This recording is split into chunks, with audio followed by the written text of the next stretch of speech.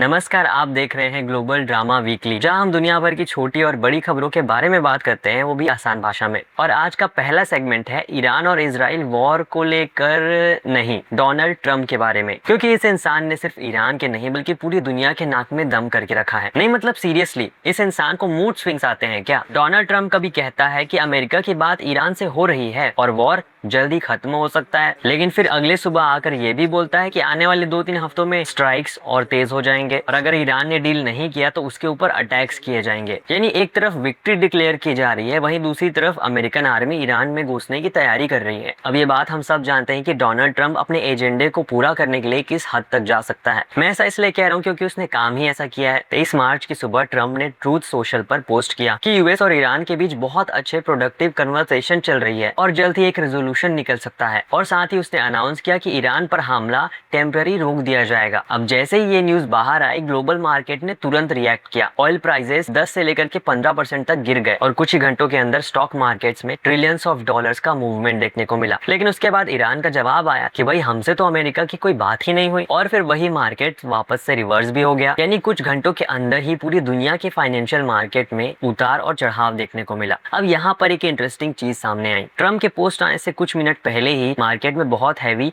Trading activity देखी गई। Oil के स्टॉक्स और फ्यूचर्स को अचानक बड़ी मात्रा में खरीदा और बेचा गया, जिससे ये सवाल उठने लगा कि क्या कुछ लोगों को पहले से पता था कि डोनाल्ड ट्रम्प क्या बोलने वाले हैं। अब इसका ऑफिशियली कोई प्रूफ तो नहीं है, लेकिन सवाल उठना तो लाजमी है क्योंकि ये पैटर्न पूरे हफ्ते में देखने को मिला। कभी ट्रम्प कहता है कि वॉर ऑलमोस्ट खत्म हो गया है तो मार्केट पॉजिटिव रिएक्ट करता है, फिर अगले स्टेटमेंट में वो एस्केलेशन की बात करता है और मार्केट वापस से गिर जाता है। ये सारी बातें महज एक इत्तेफाक नहीं बल्कि इस बात को साबित करता है कि डोनाल्ड ट्रम्प इस वॉर से पैसे कमाने की कोशिश कर रहा है। जहां ईरान और इजराइल दोनों तरफ मासूम लोग मर रहे हैं, वहीं कुछ बेशर्म लोग अपनी पावर का गलत इस्तेमाल करते हुए स्टॉक मार्केट्स में मूवमेंट्स करवा रहे हैं ताकि वो उस सिचुएशन से मोटा पैसा कमा सके। अब अगले न्यूज की तरफ बढ़ते हैं, जो आ रही है हमारे पड़ोसी देश नेपाल से। जैसा कि हमने पिछले एपिसोड में डिस्कस किया था कि नेपाल में जेनजी इलेक्शन हुए, बालेन शाह की पार्टी को सबसे ज्यादा सीट मिली और फाइनली बालेन शाह नेपाल के 43rd नंबर के प्रधानमंत्री बने। लेकिन असली कहानी तो पावर में आने के बाद शुरू होती है। प्राइम मिनिस्टर बनने के कुछ टाइम बाद ही बालेन शाह की गवर्नमेंट ने ऑफिशियली ये अनाउंस किया कि नेपाल ऑफिशियली दलित कम्युनिटी से माफी मांगता है सदियों से जो उनके साथ डिस्क्रिमिनेशन हुआ है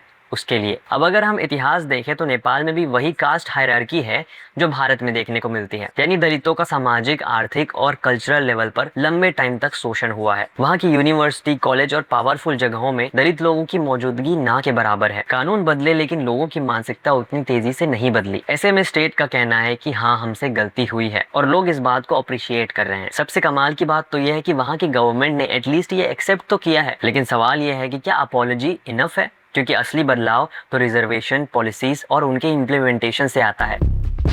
हमारी अगली न्यूज थोड़ी सी सेंसिटिव है क्योंकि जयपुर में एक फोटोशूट की इमेजेस वायरल हुई जिसमें एक एलिफेंट जिसका नाम चंचल है उसे ब्राइट पिंक रंग से पेंट किया गया था और एक मॉडल के साथ उसका फोटोशूट कराया जा रहा था। और जब ये फोटोशूट सोशल मीडिया पे वायरल हुई तो लोगों का रिएक्शन बहुत गुस्से वाला था। एनिमल राइट्स ग्रुप और कई लोगों ने इसे अननेसेसरी क्रूएल्टी बताया और सवाल उठाया कि जब डिजिटल टूल्स अवेलेबल हैं तो रियल एनिमल्स को यूज करने की क्या जरूरत है। एक यूजर ने लिखा, AI can easily change elephant colour into pink.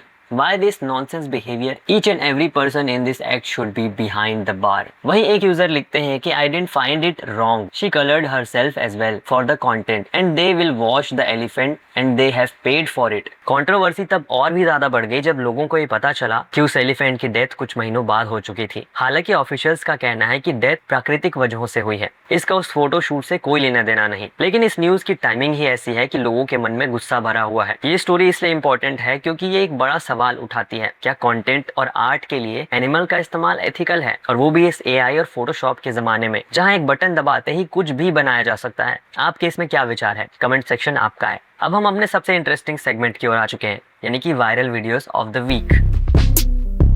पिछले कुछ दिनों में आपने सोशल मीडिया पर कई वीडियोस देखे होंगे। लोग सड़कों पर खड़े हैं हाथों में पोस्टर्स लेकर और एक ही स्लोगन बार बार सुनाई दे रहा है, नो किंग्स।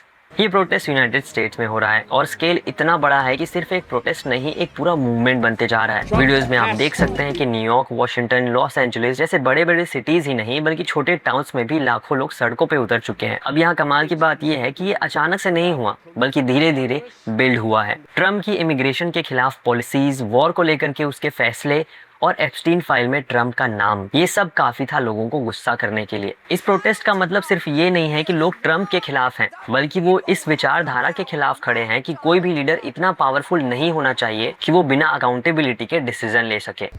तो चलिए आगे बढ़ते हैं इस हफ्ते की सबसे इम्पोर्टेंट और सेंसिटिव स्टोरी, जो कि भारत से आ रही है, क्योंकि ये है हमारा segment story of the week.